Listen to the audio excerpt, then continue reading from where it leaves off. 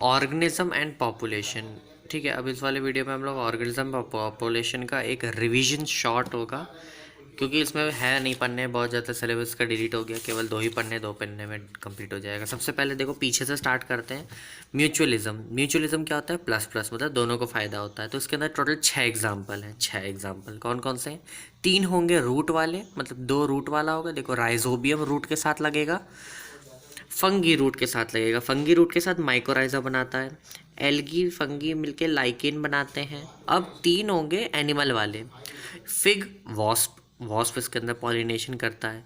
वो yucca moth, moth yucca के अंदर पॉलिनेशन करता है।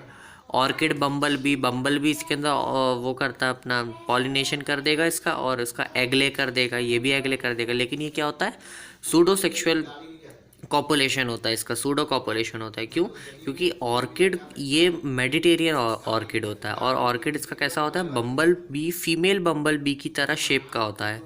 तो इस वजह से ये बम्बल बी के तरह दिखता है, और ये मेल बम्बल बी होता है। इस वजह से वो दोनों लोग कॉपुलेशन हो जाता है, और है लेकिन ये सीडो। फिर यहाँ पे आता है प्लस प्लस की बात। तो प्लस प्लस में क्या हो जाएगा? प्रोटोकॉपरेशन। प्रोटोकॉपरेशन मतलब कि को एवोल्यूशन हो रहा है। को एवोल्यूशन में साथ साथ एवोल्यूट कर रहे हैं।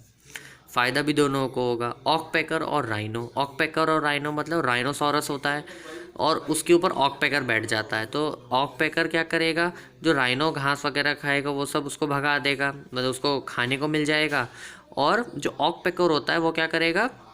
वो राइनोसॉरस को बता देता है कि कोई आ रहा है कोई नहीं आ रहा है करके। वैसे ही प्लोअर और क्रोकोडाइल होता है। प्लोअर क्या करेगा?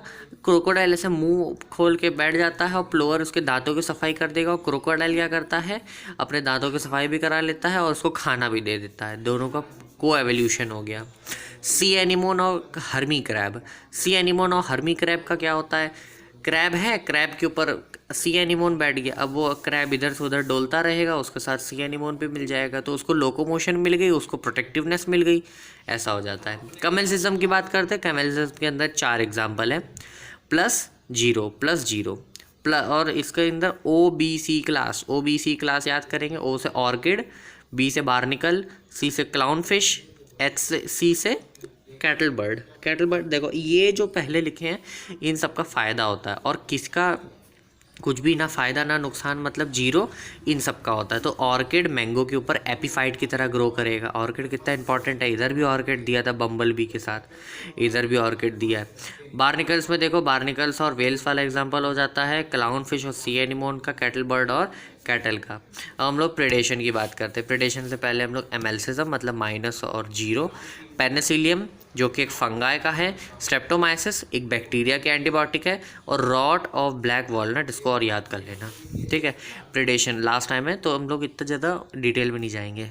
प्रेडेशन क्या होता है? प्लस और माइनस का होता है। नेचुरल वे ऑफ ट्रांसफ़र होता है, कंट्रोल करता है प्रे को, मेंटेनेंस ऑफ स्पीशीज डाइवर्सिटी। जो प्रीडेटर होता है वो प्रूडेंट मतलब दिमागदार होता है, वाइज होता है। इसका एग्जांपल क्या है? प्रिक्सली पियर कैक्टस। मतलब एक जगह खूब सारे कैक्टस हो गए थे, तो हम लोगों ने क्या करा था कि मॉथ को डाल दिया। जब मॉथ कैक्टस फीडिंग मॉथ था तो उसने उसको कंट्रोल कर लिया था, पॉपुलेशन को। ठीक है, मेंटेन कर दी थी स्पीशीज डाइवर्सिटी। अब इसकी बात करते हैं स्टार फिश। अब ये जो स्टार फिश थी, ये इसने क्या, जब इसको हम लोग ने हटा दिया तो इसके साथ साथ 10 जो और स्पीशीज़ थी इनवर्टिब्रेट की वो एक्सटेंट हो गई। क्यों? क्योंकि वो इसके ऊपर डिपेंडेंट थी। अमेरिका में ऐसा हुआ था, इंटर स्पेसिफिक कॉम्पिटिशन कहते हैं। प्लांट और एनिमल में प्रेडेशन से बचने के लिए क्या क्या करता है? एनिमल जो होता है वो एक्टिंग करेगा, मिमिक करेगा। नॉन वेनेमस स्नेक जो होते हैं वो स्नेक की तरह मिमिक करते हैं। और कैमोफ्लाज, जैसे हम लोग का फ्रॉग हो जाता है वो कैमोफ्लाज करता है।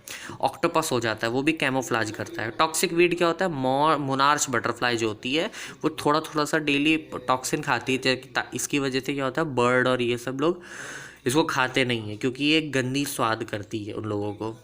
ठीक है, अब ये अपना आ जाता है प्लांट का। प्लांट में क्या हो जाएगा? मॉर्फोलॉजिकल ये थ्रोन उगाते हैं, कांटेदार ट्रेंडल्स ऐसे उगाएंगे। और केमिकल ये निकोटीन हो गया, कैफीन, ये सब उगाते हैं, ताकि जब गाय भैंस इसको अगर खा ले गलती से ना खाएं। अगर खा ले गलती से तो नुकसान हो जाएगा उन लोग का, और इस वजह से ये लोग दूर रहते हैं ऐसे पौधों से जो केमिकल सीक्रेट करते हैं।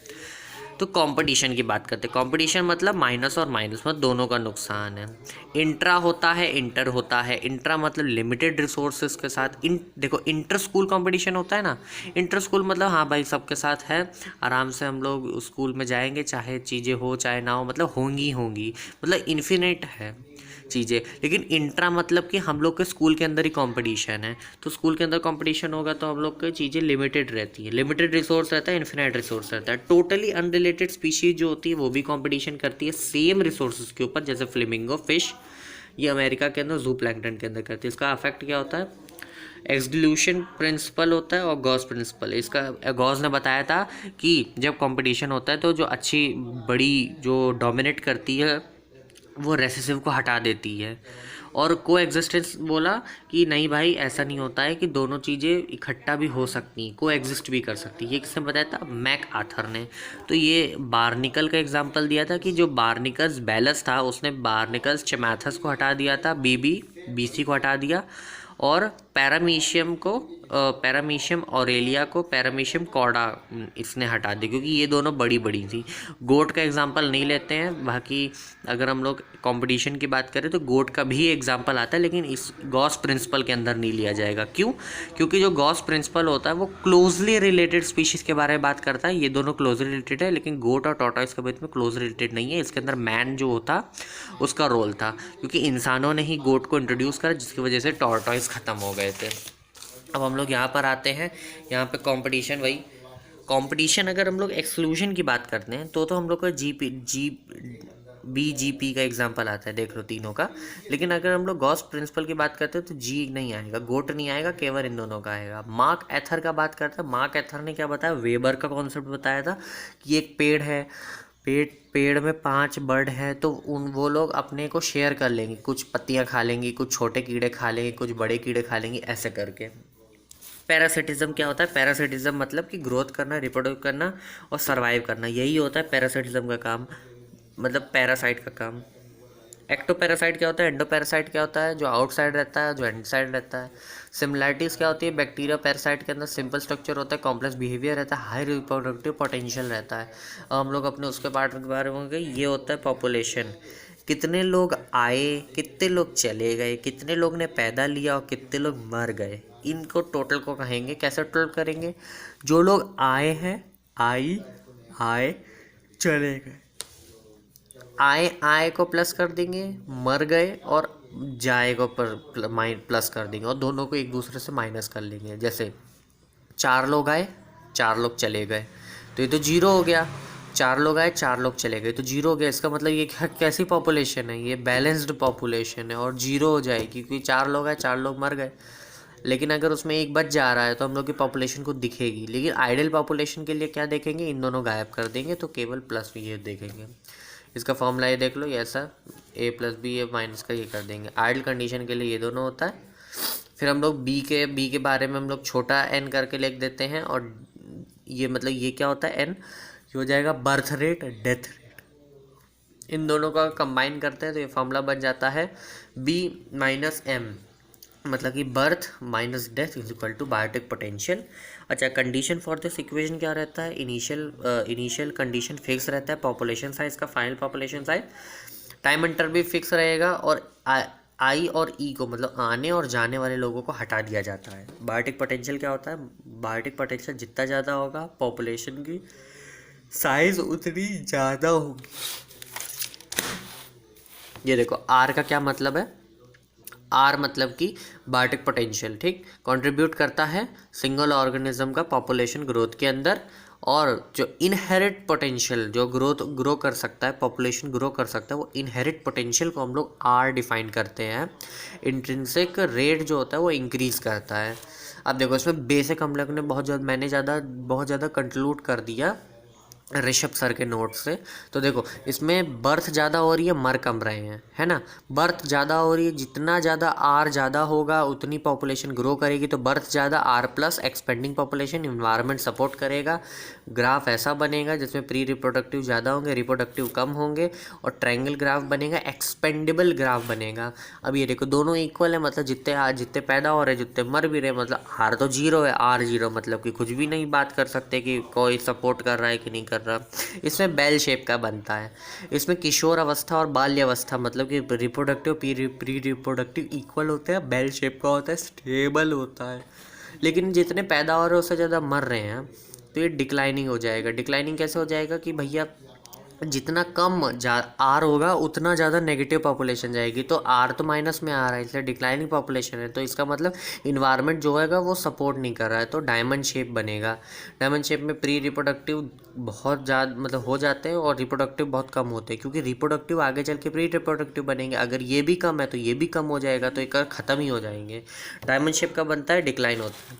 अब हम लोग पॉपुलेशन के साइज़ को कैसे काउंट कर सकते हैं? 4 मेथड है। या तो नंबर काउंट कर ले, अगर नंबर नहीं काउंट है, when counting specimen is not possible, तो हम लोग बैनियन ट्री 1 का, कैरेट ग्रास इक्वल टू 22 ऐसे करके बायोमास काउंट कर लेते हैं, रिलेटिव डेंसिटी काउंट कर लेते हैं। जैसे एक प्रोबेबिलिटी लगा के कि एक पॉन्ड के अंदर अगर 2 बार कोई मछली आ रही है तो उसका 2 मछलियाँ ऐसे करके काउंट कर सकते हैं बैक्टीरिया प्रेटी डिश के अंदर। इनडायरेक्ट काउंट कैसे करेंगे? काउंट द पग मार्क को काउंट करते हैं, या फीकल पैलेट को हम लोग काउंट कर लेते हैं। अब इसके बाद हम लोग का आ जाता है r selected species, K selected species. R selected species क्या थी? मतलब कि रिसोर्सेज अनलिमिटेड है। अगर रिसोर्सेज अनलिमिटेड हैं तो हम लोग का कौन सा टाइप का कंपटीशन होगा? ध्यान रखो, इन्फिनाइट है ना रिसोर्सेज, इसका मतलब ये हो जाएगा अपना कौन सा होगा? इंटर स्कूल कंपटीशन है ना, मतलब inter specific competition. Resources unlimited है, लेकिन वहीं अगर रिसोर्स लिमिटेड है मतलब घर की बात है, मतलब इंट्रा। ठीक। टाइप ऑफ ग्रोथ एक्सपोनेंशियल होगा, लॉजिस्टिक होगा। एक्सपोनेंशियल क्या ऐसा ग्राफ होता है? ऐसा ग्राफ होता है, बस बढ़ते ही चला जाता है। क्यों होगा? क्योंकि रिसोर्स अनलिमिटेड है भैया, खाते जाओ खाते जाओ खाते जाओ। ठीक। लेकिन इसमें क्या है? रिसोर्सेज लिमिटेड है, मतलब खाते जाओ लेकिन लिमिटेड हो जाएगा, तो भैया रोक दो ऐसे करके। अगर एक्सपोनेंशियल ग्राफ है, सब कुछ खाते जाओ है, तो बॉडी साइज़ छोटा होगा लेकिन पॉपुलेशन बड़ी हो जाएगी। अब इन्फिनाइट किसके लिए होगा? जिसका बॉडी साइज़ छोटा है, जैसे चीटी की जो पॉपुलेशन होती है वो बहुत ज़्यादा होती है लेकिन बॉडी साइज़ छोटा होता है, इस वजह से उसको चीज़ें अनलिमिटेड दिखती हैं। लेकिन वहीं अगर चीटी का साइज़ इंसान की तरह कर दिया जाए तो उसके लिए सिर्फ रिसोर्सेज लिमिट हो जाएगी। एक चीटी अपने पूरे जीवन काल में 1 बिस्किट नहीं खा लेता, लेकिन इंसान की अगर पॉपुलेशन की बात करें तो उसके लिए तो 1 बिस्किट बहुत ही कम है, तो ये लिमिटेड हो जाएगा। पॉपुलेशन छोटी होगी लेकिन बॉडी साइज लार्ज होगा, जैसे हाथी 1 या 2 होते हैं लेकिन चींटियाँ 100 से ज़्यादा हो जाती हैं। Example human population, elephant population, और insect population, algal population. Population growth is density independent, density का इंडिपेंडेंट है लेकिन ये डेंसिटी का डिपेंडेंट है। क्यों डिपेंडेंट? क्योंकि ये डायरेक्टली आर प्रोपोर्शनल है और ये आर के साथ k-n अपॉन के इसके प्रोपोर्शनल है। दोनों के ग्राफ देखते हैं। दोनों के ग्राफ में क्या है? एक्सपोनेंशियल का ग्राफ है, लैग फेज आएगा, लॉग फेज आएगा। इसमें लैग लॉग लैग फिर आ जाएगा, क्योंकि इसमें अनलिमिटेड है, लिमिटेड है। Small body, large body. Natality जो होती है वो कंट्रीब्यूट नहीं करती है अपने एज ग्राफ में। और इमिग्रेशन का मतलब डेथ, और आइमिग्रेशन मतलब कमिंग पीपल।